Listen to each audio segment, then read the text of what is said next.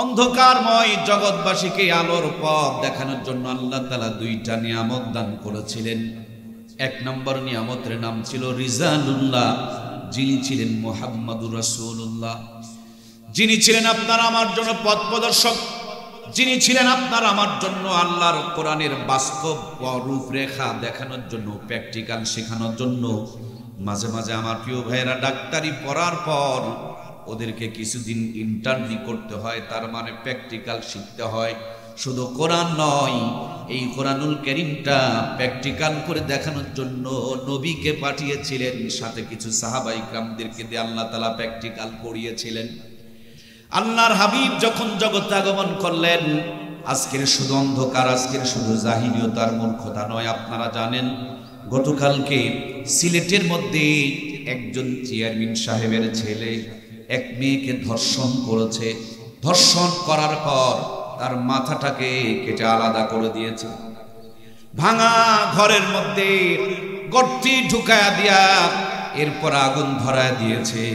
এলাকার কোন মানুষের রাজহাঁস হারিয়েছে, তারা হাঁস খোঁজার জন্য বের হয়েছে, কিন্তু দেখে পরিত্যক্ত ঘর থেকে আগুনের ধোঁয়া বের হয়। সেখানে যখন যেতে চায় ওরা নিষেধ করেছে। এদের ভিতরে সন্দেহ জেগে গিয়েছে। এলাকার লোকজন নিয়ে ওই ভাঙা ঘরে গিয়া দেখে একটা জীবিত মেয়ে মানুষকে ধর্ষণ করে কাল্লাটাকে দ্বিখণ্ডিত করে দিয়া জ্বলন্ত আগুনের মধ্যে পুড়িয়ে ভস্ম করে দিচ্ছে। তার মানে ওই জামানায় শুধু জাহেল নয়, এই জামানার জাহেলগুলো ওই জামানার জাহেলদেরকেও হার মানিয়েছে, ঠিক কিনা? অল্প কয়েকদিন আগে দক্ষিণ অঞ্চলে ক্লাস 3 পড়ুয়া ছোট্ট একটা মেয়েকে ধর্ষণ করে হাত পা বেঁধে পানিতে ফেলে দিয়ে মেরে ফেলে দিয়েছে। আমাদের দিনাজপুরের ঘটনা প্রিয় ভাইয়েরা আমার, বেশ কয়েক বছর আগে 6 বছরের একটা ছোট মেয়েকে ব্লেড দিয়ে চিরে ধর্ষণ করেছে। 6 বছরের ছোট মেয়ে কি আর আছে, ব্লেড দিয়ে কেটে তার সাথে ধর্ষণ করেছে। রক্তক্ষরণ হচ্ছে, মারা যাবে, শ্বাসরুদ্ধ করে তাকে মেরে ফেলে দিয়েছে। আমরা জাহিলিয়তের কথা শুনেছি, কিন্তু বর্তমান জায়গায় যেই জায়গায় আমরা পৌঁছে গিয়েছি ওই জাহেলকে হাজারবার আমরা হার মানিয়েছি, ঠিক কিনা? ওই জাহেল আর এই জাহেলদের মধ্যে পার্থক্য হলো ওদের কাছেও কোরআন ছিল না, আর এদের কাছে কোরআন আছে কিন্তু কোরআনের ধারে কাছে তারা ভিড়ে না। ওদের ছিল না আর এদের কাছে আছে কিন্তু ধারে কাছে ভিড়ে না। এই জন্য এই সমাজ অন্ধকারে চলে যাচ্ছে। কথা বলুন, ঠিক কিনা? প্রিয় ভাইয়ারা আমার, নবীজি যখন আসে আল্লাহর ঘরের ভিতরে 313টা মূর্তিকে তারা ঢুকিয়ে রেখে দিয়েছিলেন। নগ্ন হয়ে ন্যাংটা হয়ে আল্লাহর ঘরকে তারা তোয়াব করতেন। খুন, ধর্ষণ, জুলুম, অত্যাচার, নির্যাতন তো লেগেই ছিল। বাইতুল্লাহর পশ্চিম পাশে এখনো পর্যন্ত জীবিত মেয়েদের কবরস্থান নামে যেই জায়গাটা প্রসিদ্ধ, আমার দেশের মানুষেরা যেটাকে বলে সুমাইয়ার কবর, ওই জায়গা এখনো পর্যন্ত ফাঁকা রয়েছে। কিছু কিছু জায়গায় জীবিত মেয়েদের কবর দেওয়ার কিছু নমুনাও পর্যন্ত রয়ে গিয়েছে। মেয়ে জন্ম নেওয়া মানে অভিশাপ, এর জন্য তারা জীবিত অবস্থায় মরুভূমিতে পুঁতে রেখে দিত। এমন কোন অন্যায় ছিল না মক্কার মানুষগুলো করতো না। সে অন্ধকার থেকে, অন্যায় থেকে, কুসংস্কার থেকে জাতিকে আলোর পথ দেখানোর জন্য আল্লাহ তাআলা 2টা নিয়ামত দান করেছিলেন, যার প্রথম নিয়ামত ছিল মুহাম্মাদুর রাসূলুল্লাহ সাল্লাল্লাহু আলাইহি ওয়াসাল্লাম। নবীজি দুনিয়াতে আগমন করেছে। আল্লাহর হাবিবের আগমনে গোটা দুনিয়া আলোকিত হয়ে গেছে। সুবহানাল্লাহ।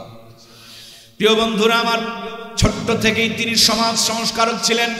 ছোট্ট থেকেই সমাজের মানুষের কল্যাণের জন্য নানান প্ল্যান আর পরিকল্পনা করেছিলেন। হিলফুল ফুজুল নামক একটা সংগঠন তৈরি করে 13 বছর পর্যন্ত নেতৃত্ব দান করেছিলেন।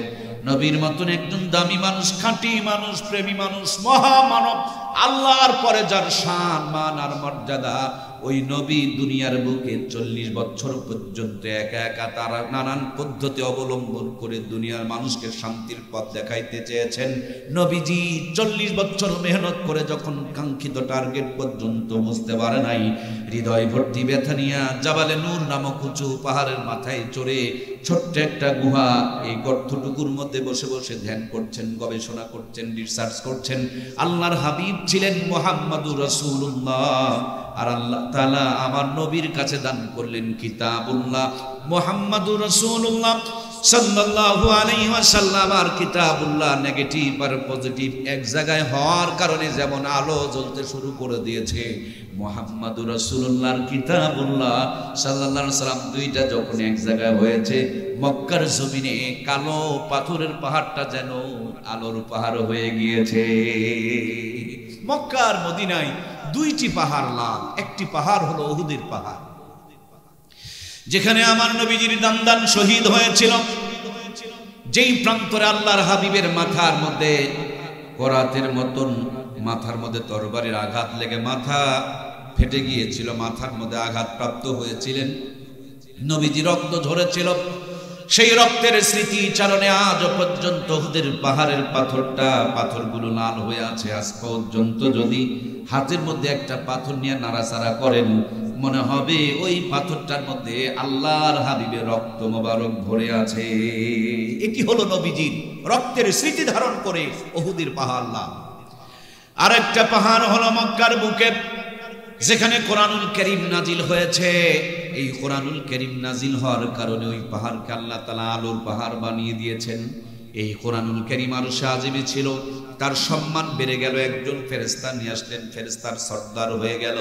এই কোরআনুল কারীম একটা পাথরের পাহাড়ে নাজিল হলো, আলোর পাহাড় হয়ে গেল। এই কোরআনুল কারীম একটা রমজান মাস নামক মাসে নাজিল হলো, 11 মাসের মধ্যে আল্লাহ তাআলা তার শ্রেষ্ঠ বানায় দিল। এই কোরআনুল কারীম লাইলাতুল কদর নামক একটা মোবারক রাত্রে নাজিল হলো। লাইলাতুল কদরি খায়রুম মিন আলফি শাহর। কোরআনুল কারীম নাজিল হওয়ার বদলতে একটা রাতের মর্যাদা 1000 মাসের চাইতে উত্তম বানিয়ে দিলেন কে?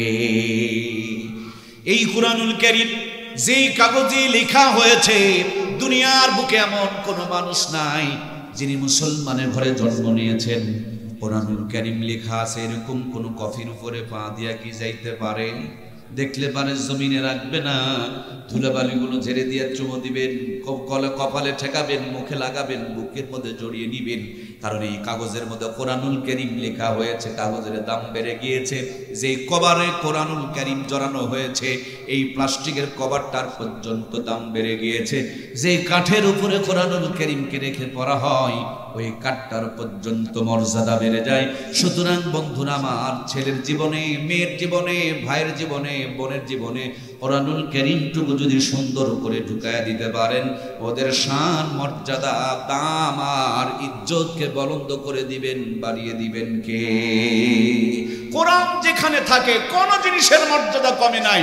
সুতরাং ছেলেকে দামি বানাবেন, মেয়েকে দামি বানাবেন, ঘরকে দামি বানাবেন, সমাজ, সংসার, রাষ্ট্রকে দামি বানাবেন। কোরআন দিয়ে একটু সাজিয়ে নেন, সব জিনিসের মান মর্যাদাকে বলন্দ করে দিবেন কে? সম্মানিত প্রাণপ্রিয় ভাইয়েরা আমার, খুব খেয়াল করে কথাগুলো একটু বোঝার জন্য চেষ্টা করুন। এই তো মাত্র 50 বছর আগে, যেদিন আমাদের ঘরে কারেন্টের আলো জ্বলতো না, যেদিন মঞ্ঝার বাজার পর্যন্ত পাকা রাস্তা ছিল না, যেদিন হাতে হাতে মোবাইল ফোন ছিল না, যেদিন আমরা এতটা পরিমাণ শিক্ষিত ছিলাম না, যেদিন আমরা ডিজিটাল এবং স্মার্ট মেসের ছোঁয়া পেয়েছিলাম না, কিন্তু সেদিন ছোঁয়া ছিল কোরআনের, সেদিন ছোঁয়া ছিল সুন্নতের, সেদিন ছোঁয়া ছিল পর্দার, সেদিন ছোঁয়া ছিল নবীর সুন্দর সেই সুন্নতের বিধানের।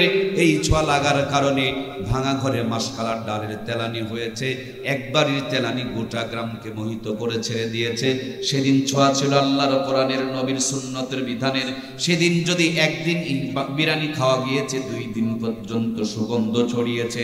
সেদিন ছোঁয়া ছিল কোরআনের এবং সুন্নতের। সেই নানুয়ার দাদুরা পায়ে হেঁটে হেঁটে জয়পুরহাট চলে গিয়েছে, 5 টাকা 6 টাকা ইলিশের মাছ কিনে নিয়ে বাড়িতে এসেছে।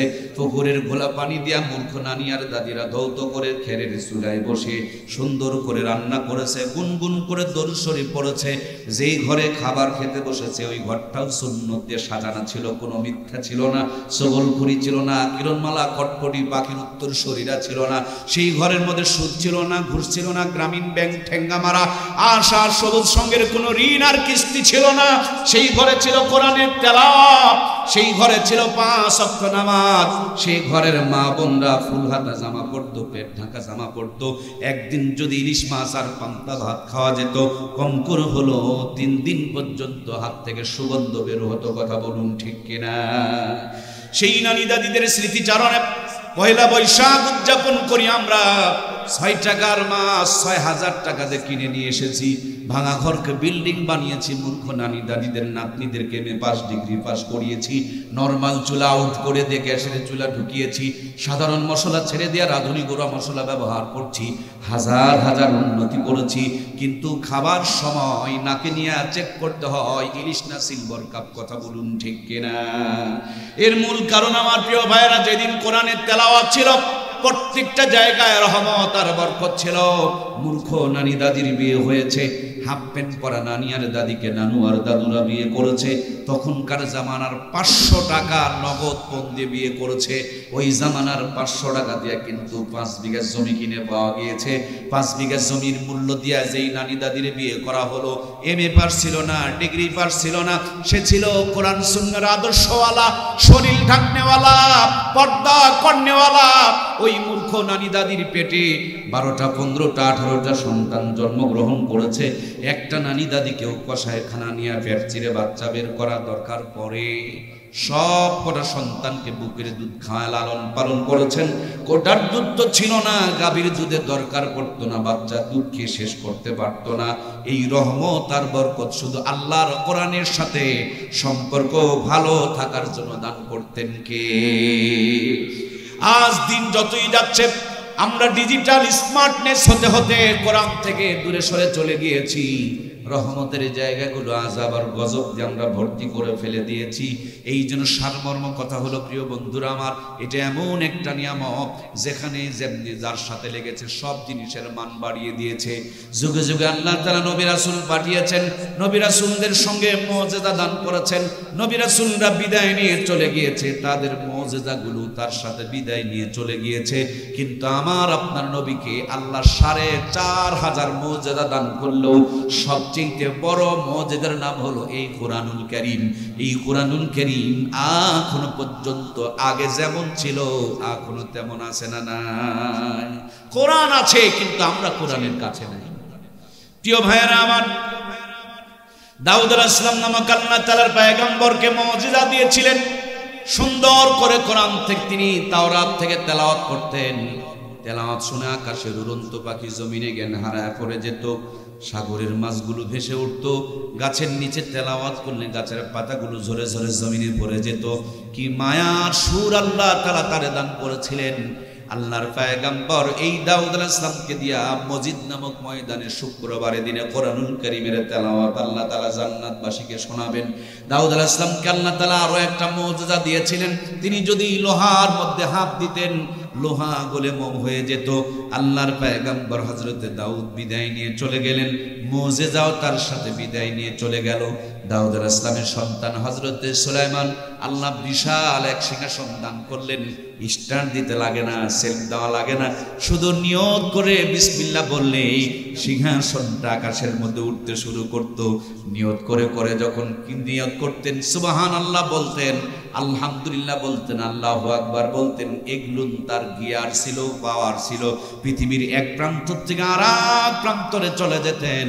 আল্লাহর পয়গম্বর হযরতে সুলাইমান যখন বিদায় নিয়ে চলে গিয়েছে, তার মুজিজাও তার সাথে বিদায় নিয়ে চলে গিয়েছে। না তখতে সুলাইমানি আপনার আমার এখানে আছে। নবীও বিদায়, নবীর মুজিজা বিদায়। হযরতে আমার ভাইয়েরা মুসা কালিমুল্লাহ নামক একজন জলিল কদর পয়গম্বর ছিলেন। আল্লাহ তাআলা তার অনেকগুলো মুজিজা দিয়েছিলেন। বড় একটা মুজিজা ছিল হাতের লাঠি, জমিনে ছেড়ে দিলে বড় অজগর হয়ে যেত, সাগরে আঘাত করলে দরিয়ার মধ্যে রাস্তা পয়দা হয়ে যেত। আল্লাহর পয়গম্বর বিদায় নিয়ে চলে গেলেন, তার মুজিজাও তার সাথে বিদায় নিয়ে চলে গেল। আমার আপনার নবীর পূর্বে ঈসা রূহুল্লাহ নামক আল্লাহ তাআলার একজন জলিল কদর পয়গম্বর ছিলেন। আল্লাহর পয়গম্বর সাইয়েদিনা হযরত ঈসাকে আল্লাহ তাআলা অনেকগুলো মুজিজা দিয়েছিলেন। দোলনার মধ্যে মায়ের রহমত আসলো, দোলনার মধ্যে শুয়ে শুয়ে তিনি তার সুন্দর উত্তর দিয়ে দিল। ছোট্টবেলাতে কথা বলার জন্য আল্লাহ ক্ষমতা দিয়েছিলেন। কলা মাথার উপরে হাত বুলাইয়া দিলে চুল গজে যেত, অন্ধ মানুষের চোখের উপরে হাত বুলাইয়া দিলে চোখ খুশমান হয়ে যেত। মৃত মানুষের কবরের কিনারে দাঁড়ায়া আঙ্গুলের ইশারা করে যদি বলতেন কুম্বি ইজনিল্লাহ, মুহূর্তের মধ্যে কবরের মুর্দা মানুষটা জিন্দা হয়ে দাঁড়িয়ে যেত। সুবহানাল্লাহ। আল্লাহর পয়গম্বর হযরত ঈসা রূহুল্লাহ বিদায় নিয়ে চলে গেলেন। তার মর্যাদা তার সাথে বিদায় নিয়ে চলে গেল। আমার সম্মানিত প্রিয় ভাইরা, কিন্তু আল্লাহর কোরআন আল্লাহ তাআলা নবীর কাছে দান করেছেন। এই কোরআনুল কারীমের একটা নোক্তা, একটা জের, একটা জবর, একটা তাসদিদ, একটা গুন্না আগে যেমন ছিল এখনো তেমন আছে, এক চুল পরিমাণ পরিবর্তন হয় নাই। এখনো পর্যন্ত টাটকা ঈমান নিয়া এই কোরআনুল কারীম তেলাওয়াত করে যদি পানির মধ্যে ফু দিতে পারেন, ওই পানির মধ্যেও আগুন ধরায়া দিবেন কে? এই সেই কোরআন, যে কোরআন তেলাওয়াত করে আল্লাহর হাবিব বালুগুলো সামনের দিকে ফিকায়া দিছে, সমস্ত কাফেরদের চোখের মধ্যে ঢুকে পড়ছে। সুবহানাল্লাহ বলেন। এই সেই কোরআনুল কারীম, এই সেই বিধান, এই সেই নিয়ামত, যেই নিয়ামতকে ধারণ করে সাহাবায়ে কেরামরা যা বলেছে তা হয়েছে। আমার প্রাণপ্রিয় ভাইয়েরা, আমরা জানি আল্লাহর হাবিব সাল্লাল্লাহু আলাইহি ওয়াসাল্লামের সাহাবী হযরত ওমরকে নিয়ে আমার পূর্বের আলোচক আলোচনা করছিলেন। ওমরে ফারুক রাদিয়াল্লাহু তাআলা আনহুর জামানায় মদিনার মধ্যে ভূমিকম্প এসেছে। আল্লাহর পয়গম্বরের সাহাবী উঠে লাঠি দিয়ে ধমক দিয়ে বলে, মদিনার মাটি, তুমি কি জানো তোমার মধ্যে কে ঘুমিয়ে আছে? তোমার মধ্যে দু জাহানের সর্দার মুহাম্মদুর রাসূলুল্লাহ সাল্লাল্লাহু আলাইহি ওয়াসাল্লাম ঘুমিয়ে আছে। খবরদার বেয়াদবি করিও না, কাঁপাকাঁপি করিও না। কেমন পাওয়ার এই কোরআনওয়ালা, যে কোরআন কলিজার মধ্যে থাকলে ধমক দিলে মদিনার ভূমিকম্প বন্ধ হয়ে যায়। ইমাম গাজ্জালি বলেছেন, কিয়ামতের পূর্বে মক্কা মদিনায় 3 বার ভূমিকম্প আসবে, তার পূর্বে আর কোনোদিন ভূমিকম্প আসবে না। তার মানে কোরআনুল কারীম এখনো পর্যন্ত আছে, শুধু আমাদের ইমানের পাওয়ারটা কমে গিয়েছে, কোরআন থেকে জাতি দূরে সরে চলে গিয়েছে। এই জন্য রহমতের জায়গাটা আযাব আর গজব দিয়ে দখল হয়ে যাইতেছে। কথা বলুন ঠিক কিনা? এই জন্য প্রিয় ভাইয়ারা আমার, সারমর্ম মূল কথা, আপনি আপনার সন্তানকে ডাক্তার বানাবেন, মাস্টার বানাবেন, ইঞ্জিনিয়ার বানাবেন, বৈজ্ঞানিক বানাবেন, কোনো আপত্তি নাই। কিন্তু অরিজিনাল কথা, মাদ্দা কথা, কোরআর কথা, মূল কথা, একেবারে খাস কথা, আসল কথা, অরিজিনাল কথা, আগে ডাক্তার মাস্টার ইঞ্জিনিয়ার নয়, আগে কোরআনের ফার্মায় ঢুকায় সবগুলোকে ইমানদার বানাতে হয়। পরের কথাটুকু ইমানদার বানাতে আগে খালি ইমানদারটা বানায় নেবেন, এরপর ডাক্তার বানাবেন, ডাক্তার বাটপার হবে না। মাস্টার বানাবেন, এটা চিটার হবে না। ইঞ্জিনিয়ার বানাবেন, এটা রড়চোর হবে না। মেয়েটাকে শিক্ষিত বানাবেন, কাপড় চোপড় ছিঁড়ে ফিরে ইজ্জত বের করে দেখাবে না। ছেলেটা মোটরসাইকেল কিনে বউটাকে পেছন দিকে বসায়া পাতলা কাপড় পরায়া মার্কেটে মার্কেটে ঘুরায়া জেনার গুনাহ কামাই করতে পারে না। ঠিক কিনা? কোরআন ওয়ালা যদি বানাইতে পারেন, বুড়া বয়সে আপনাকে ঘর থেকে বের করে দিয়ে আসবে না। কারণ কোরআন যদি সিনায় থাকে, এটার দ্বারা কোনো অন্যায় হইতে পারে। এই জন্য কোরআনের প্রথম বাণী হলো পড়ো, জ্ঞান অর্জন করো, শিক্ষা জাতির মেরুদণ্ড। আমরাও পড়ি, আমরাও জ্ঞান অর্জন করি, যেই জ্ঞানের মধ্যে সূরা ফাতিহা সুন্দর করে আমরা পড়তে পারি না। আমাদের দেশের একজন দার্শনিক আলেম, আমার ভাইয়েরা, হাফিজ হুজুর যাকে বলে আমরা চিনতাম, তিনি বলেছেন, ধর্মহীন কর্মশিক্ষা আর কর্মহীন ধর্মশিক্ষা দুটাই হলো জাতির জন্য অভিশাপ। আমরা আমাদের দেশের মানুষেরা এই দুই শিক্ষা নিয়ে ব্যস্ত। এক দলে এত বেশি ধর্ম শিক্ষা নিয়ে ব্যস্ত, যাদের সাথে কর্মের তেমন সম্পর্ক নাই। আর এক দল ধর্ম নিয়ে এত ব্যস্ত, তারা কর্মের সাথেও তেমন ভালো ভূমিকা রাখতে পারে না। যেমনটি ভাবে বুঝবেন, অনেকে এমপি হয়েছেন, ডিসি হয়েছেন, এসপি হয়েছেন, কিন্তু গোসলের ফরজ জানে না, সূরা ফাতিহা পড়তে পারে না, বাপ মরে গেলে জানাজাটাও পড়তে পারে না। আমার কথা নয়, আমাদের হাফিজ হুজুর রহমাতুল্লাহ আলাইহি বলেছেন, এটা হলো জাতির জন্য অভিশাপ। যার কর্মওয়ালা শিক্ষা আছে, ধর্ম নেই, এটা জাতির জন্য অভিশাপ। এর দ্বারা কোনো কল্যাণ হবে না। ডিসিগিরি, এসপিগিরি, এমপিগিরি, মন্ত্রীগিরি করে, কিন্তু বডিটাও পাক বানাতে জানে না, না পাক চেয়ার বানায়া বসে আছে। আবার আর একদল মানুষ আছে আমার প্রিয় ভাইয়েরা, ইসলামী শিক্ষায় এত শিক্ষিত হয়েছে, কিন্তু নিজে চলতে পারে না, মানুষের কাছে হাত পাততে হয়। কথা বলুন না কেন? মানুষের সহযোগিতা করলে চলতে পারে, নইলে চলতে পারে না। আমার কথা নয়, তিনি বলছেন এটাও হলো জাতির জন্য লানত এবং অভিশাপ। সুতরাং বন্ধুরা আমার, রব্বানা আতিনা ফিদ দুনিয়া হাসানাতাও ওয়া ফিল আখিরাতি হাসানাতাও ওয়া কিনা আযাবান নার। আল্লাহু আকবার। আল্লাহ বলেন, গোলাম আমার কাছে তোমরা প্রার্থনা করো, রব্বানা আতিনা ফিদ দুনিয়া হাসানাতাও ওয়া ফিল আখিরাতি হাসানাতাও ওয়া কিনা আযাবান্নার। আমার কাছে কামনা করো, প্রার্থনা করো দুনিয়া এবং আখিরাতের উত্তমটা এবং জাহান্নামের আগুন থেকে মুক্তি কামনা করো।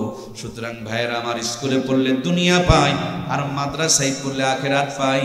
আর বর্তমানের যে সমস্ত নুরানি মাদ্রাসা, পুরানি মাদ্রাসা, আপডেট যে মাদ্রাসাগুলো হয়েছে, এই মাদ্রাসাগুলোতে দুনিয়াও পায়, আখিরাতও পায়।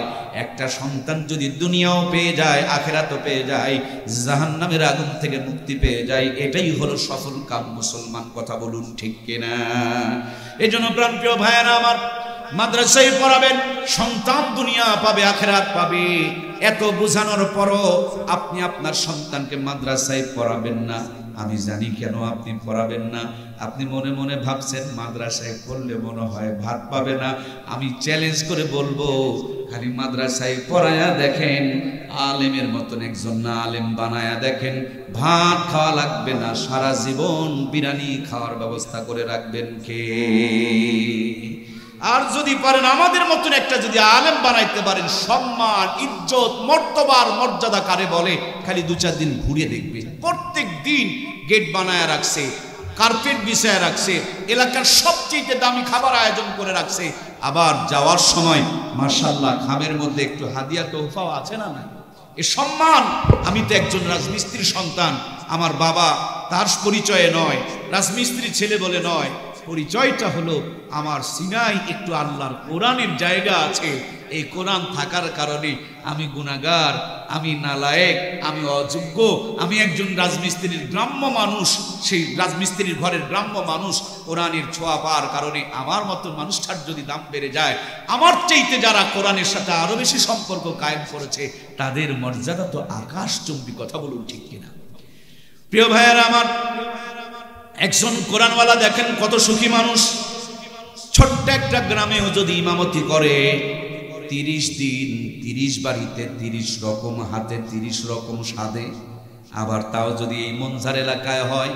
আমি জানি আমাদের আহলে হাদিস সম্প্রদায়ের ভাইয়েরা আলেম ওলামাকে, হুজুরদেরকে, ইসলাম প্রেমিক মানুষদেরকে নিজের জীবনের চাইতে বেশি ভালোবাসা। কথা বলুন ঠিক কিনা? ডিম ভাজি বানালেও ডবল করে বানায়, মোটা করে বানায়। আলু ভর্তা বানালেও অনেক স্বাদ করে, মজা করে বানায়। তারপরে তো আমাদের এই এলাকার মধ্যে ওই যে জাম আলু না কি যেন পাওয়া যায়, কি গো, খুব সুন্দর ভর্তা হয় না? মাশাআল্লাহ আমার প্রিয় ভাইয়েরা, আর যদি হাট বার হয়, দেখবেন বেগম সাহেবা ঘুম থেকে উঠায়া হাতের মধ্যে টাকা ধরায়া ব্যাগটা দিয়ে আপনারা বলবেন, বাজারে যাও, জলদি করে যাও, আগে ভাগে যাও। সামনে আগে ভাগে না গেলে ভালো বাজারও পাওয়া যাবে না। আজকে আগামী আমাদের বাড়িতে ইমাম সাহেবের খাবারের পালি, উনি লিস্ট করে দিয়েছেন 25টা, আল্লাহর বান্দা বাজার করেছেন 35টা। বেগম সাহেবা যত্ন করে রান্না করেছেন। হুজুর চিন্তা করছেন, আমি যদি বাড়িতে গিয়ে খাই তাহলে তো বউটা পাতিল নিয়ে লটর বটর করবে, তার জন্য টিফিন বক্স পাঠায় দেয়। এক বাটির মধ্যে 4-5 আইটেমের তরকারি ঢুকায় দেয়, সবগুলো খলত মলত হয়ে যায়। এবার জয়পুরহাটে গিয়া বলছে, ভাই বড় কি কোনো টিফিন বক্স নাই? দোকানদার বলেন 12 তলা 14 তলা পর্যন্ত পাওয়া যায়। ইমাম সাহেব বলেন, আমার মুসল্লিরা বড় ভালো, সব চাইতে বড় টিফিন বক্সটা আমাকে বরাদ্দ করে দিতে পারেন। উনি 12 তলা টিফিন বক্স নিয়ে হাজির। আল্লাহর বান্দি 14 আইটেম রান্না করে অপেক্ষায়, এখনো পর্যন্ত 2 আইটেম বাকি। প্লাস্টিকের বাটিতে করে সাজায় দেয়। একজনের খাবার 3 থেকে 4 জন পর্যন্ত খায়, কোনোদিন শেষ হয় না। বাজারে যাওয়া লাগে না, টাকা খরচ করা লাগে না, কষ্ট করা লাগে না। কোরআনের সাথে, কোরআনের পথে, কোরআনের জন্য যারা নিজেকে উৎসর্গ করে দিয়েছেন, এই কোরআনওয়ালাদের আজ পর্যন্ত রাজকীয় খাবারের ব্যবস্থা করে রেখেছেন কে? খেলে খুশি হয়, না খেলে আবার মানুষ নারাজ হয়, মনে করে হুজুর খেলো না কেন, না জানি খাবারের স্বাদ কম হলো কিনা।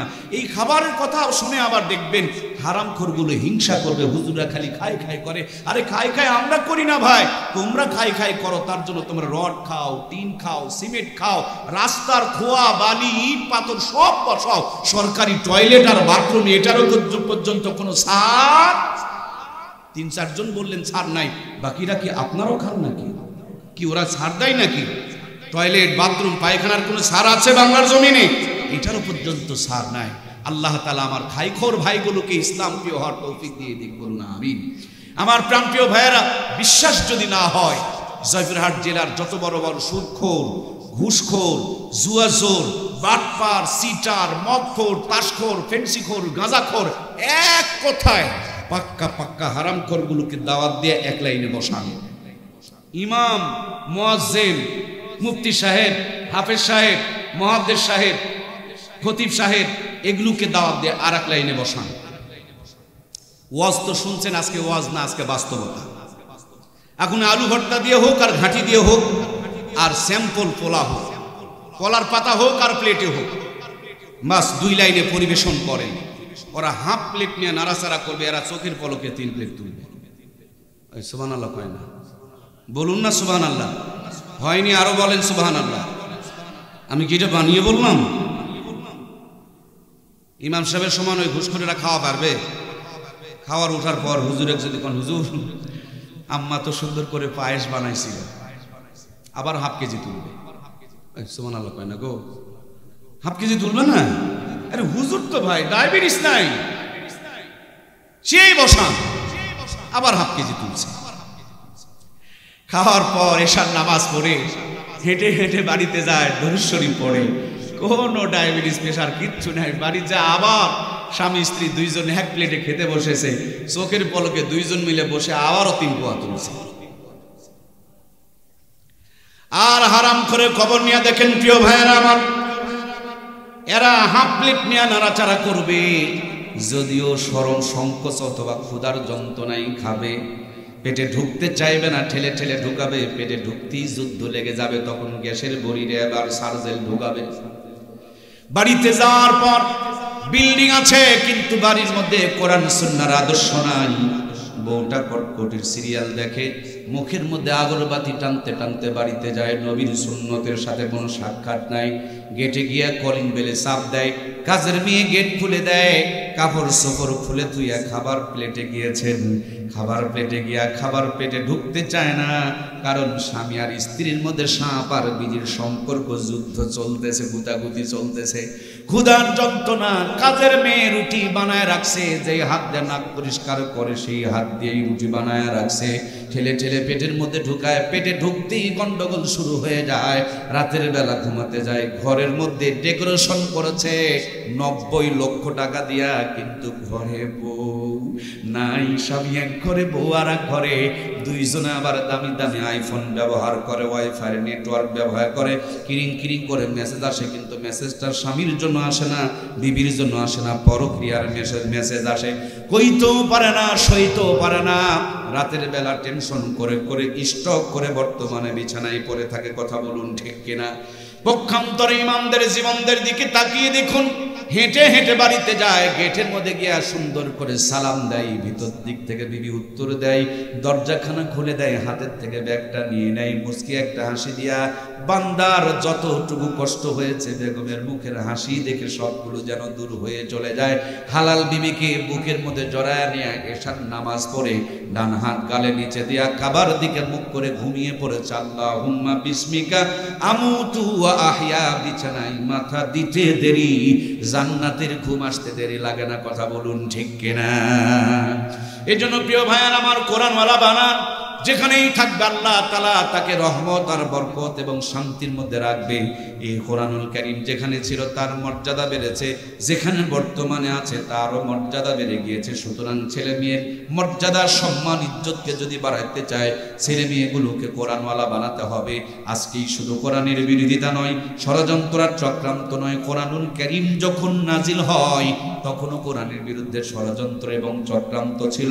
একদিন দারুন নদুয়ার মধ্যে আবু জেহেল মিটিং ডাকলেন, বললেন কোরআনুল কারীমের তেলাওয়াত শুনে, কোরআনের বিধানগুলো জেনে।